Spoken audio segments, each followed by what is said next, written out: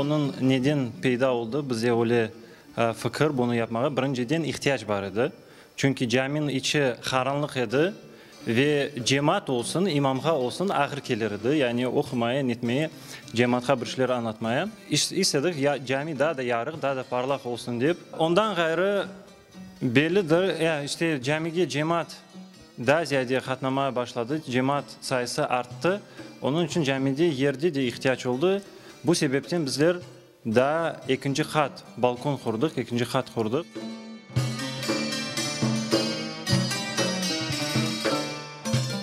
Вот здесь была проблема такая, сохранить эпоху, да, XIV века, ну хотя бы 14, 15, 16, как бы наши предки сделали бы такие фонари. Основная люстра, которая наверху, это вот круглая, из большого количества плафонов, которые расположены по двум окружностям, вписались уже какое-то время назад, то это тоже люстры, возможно, появились, ну, там электричество сейчас, да, то есть они тоже появились, скорее всего, вот последние несколько десятилетий назад, вот такого типа, но они прекрасно гармонировали со старинными мечетями, которые тоже 14, 15, 16 веков. И мы кое-что подсмотрели и решили, что все-таки вот такие вот круглые фонари, где, скажем, по кругу будут расположены большое количество плафонов. И это очень хорошо сгармонировалось здесь, в этой мечети. Мастер, кто должен был этим заняться, да?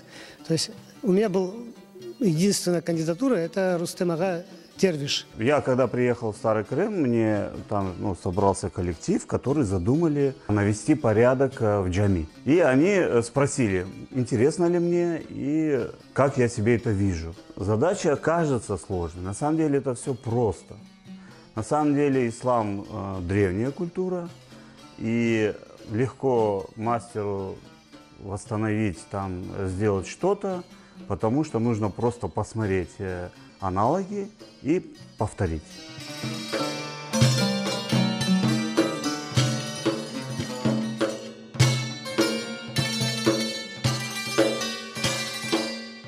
Что касается витражей, у нас же есть такой инвер яшлатский, такой самородок. Он когда стекла закончил, мы это собрали, убедились, что это красиво, и только потом я в меди это все собрал. Все это ручная работа, абсолютно каждый элемент это ручная работа. И сами люстры, и все светильники, и даже маленькие гайки и шурупики, это все было ювелирное литье.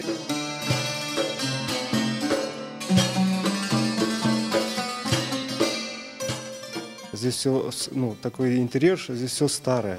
Поэтому надо было постараться сделать так, чтобы весь балкон, все изделия деревянные, они смотрелись, как будто они сделаны очень много веков назад.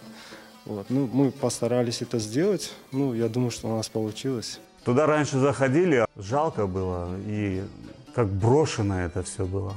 Никому не нужно. Это же как не нужно? Это же нам нужно. Вот. А сейчас туда заходишь, там, ну, еще можно красивее, конечно, сделать, но уже хорошо. Уже еще сделали они второй этаж и восстановили. Там вообще теперь туда можно просто заходить и сидеть, получать удовольствие просто от красоты.